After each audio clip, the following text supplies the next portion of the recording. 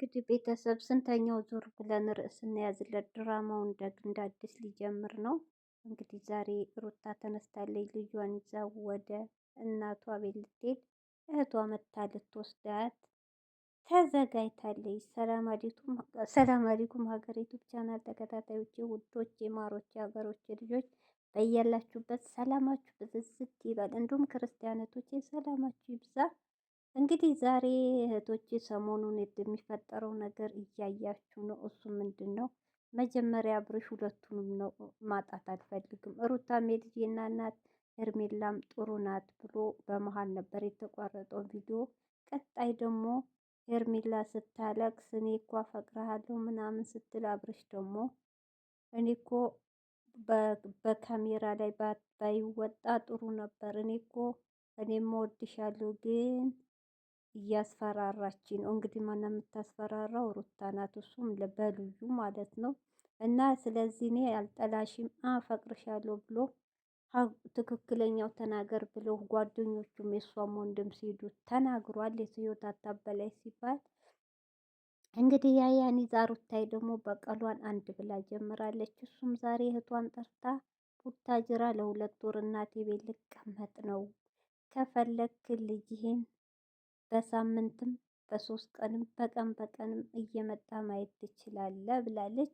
ሩታዬ በቀን በቀን እንኳን የሚለውን ሰረጁ፣ ሩቅ ነው እኮ የፈለገ መኪና ቢኖረውም በአሁኑ ሰዓት እናቴ ነዳጅ ጠፍቷል። ኢትዮጵያ ከኛ እናንተ ታውቃላችሁ። በሳምንት ራሱ ይርቃሉ። ቡታጅራ ሩቅ ነው። የቡታጅራ ደግሞ ሰዎች እናቴ በበዓል ካልሆነ በአመት ሁለቴ አይሄዱም። ቡታጅራ የጉራጌ ታውቃላችሁ። ዝም ብሎ ጊዜውን ማጥፋት አይፈልግም። ስለ አብርሽ ደግሞ ግራ ገብቶታል። በዚህ መሀል ለምን ባላሰበችበት መንገድ መጣችበት። በልጁ እሱም ፈርቷል። ሄርሜላን ፍቅሩን ያልገለጸው በልጁ እንደምትበቀለው ስለሚያውቅ ነው። ልጁን ደግሞ ማጣትም እንዲርቀውም ለደቂቃም አይፈልግም። ህግም የወሰነለት በሳምንት 3 ቀን ነው። በሳምንት 3 ቀን ቀርቶ በሳምንት እንዳያይ ሩታዋ ደግሞ ሀሳቧን ቀይራ ወደ እናቷ ቤት ቡታጅራ ልትሄድ ነው። እሱ ደግሞ አትሄድም እያለ ነው። እዚህ ጋር ደግሞ ወደ አብርሽ ስዞር አብርሽ አትሄጂም ማለት አትችልም። ነገር በልክ አይደለም። ነገሮች የሚፈቱት በልክ በንዴት ሳይሆን ቁጭ አድርገህ ተረጋግታችሁ በማውራት ነው ጥሩ። ለምን መሰለህ? ህግ አመጣለሁ ነገ ብለሃል። ህግን ብታመጣ ህግ የሚፈቅደው እኮ ገና 5 አመት ቀርቶ 6 ወር ያልሞላው ልጅ ከእናቱ ነጥለህ አንተ አስቀር፣ እሷ ትሂድ የሚል ህግ የለም። እንኳን ከሀገር ውስጥ ቀርቶ ከሀገር ውጭ እንኳ ይዛ መሄድ ትችላለች። ከእናቱ ጋር ነው። ዋናው አለመካዷ ነው። ያንተ ልጅ አይደለም ብላ ልጅህን ማየት አችልም ብላ ብትክድህ ህጉም ያግዝሃል። አልካደችም። በፈለግከው ሰዓትና መብትህ ነው ልጅህ ነው ብላለች እንጂ ብላለች፣ አልካደችም። ህግ ጋር የምትሄደው ልጄን ይዛ ልጠፋ ወይ ልጄን ከለከለች ብለህ ብትከስ፣ አዎ ህጉም ላንተም ይወስናል። ግን አትችልም አብርሽ። ሲቀጥል ደግሞ እዚሁ ትተሽው ሂጂ፣ ህግ አይፈቅድም። እናቱ ናት። ጡት የሚጠባ ልጅ ነጥለህ አንተ አስቀር የሚል ህግ የለም።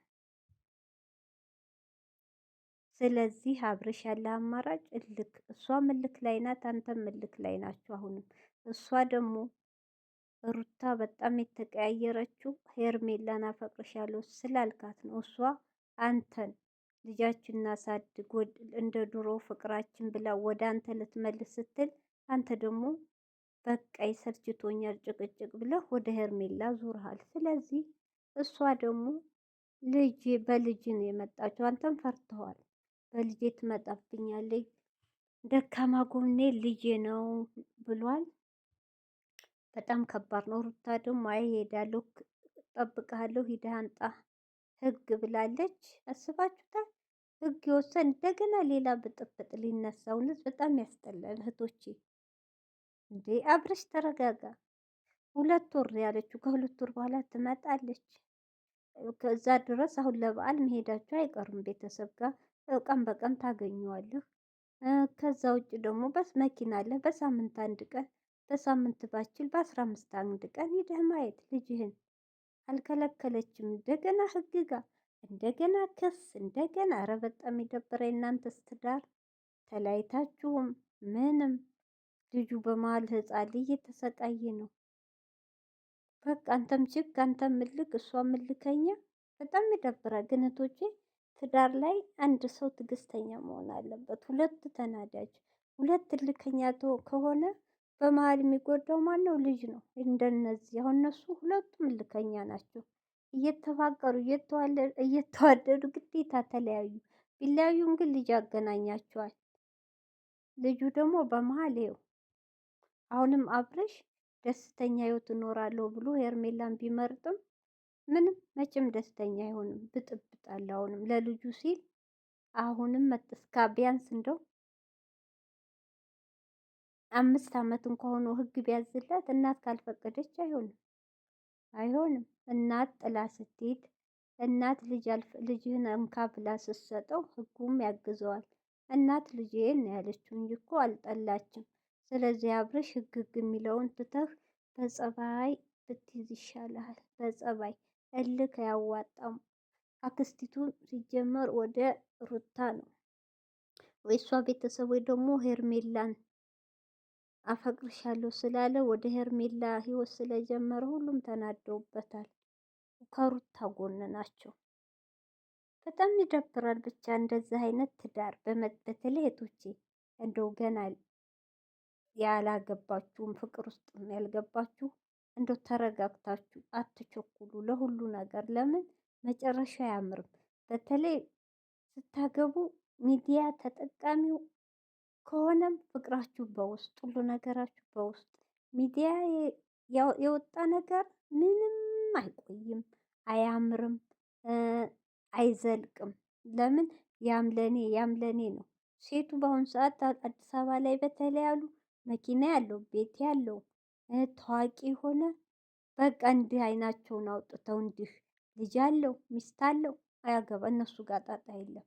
አስቸግረዋለሁ አሁን ሴቶቹ በየቦታው ለመቀማት የሰው ባል በቃ አንደኛ ኢትዮጵያ ኑሮ ውድ ነው፣ ሁለተኛ ቤት ኪራይ ውድ ነው፣ ሶስተኛ መኪና ሰው እየተሰቃየ ነው። የለም ይሄን እንዲህ አይነት ወንዶች ይፈለጋሉ።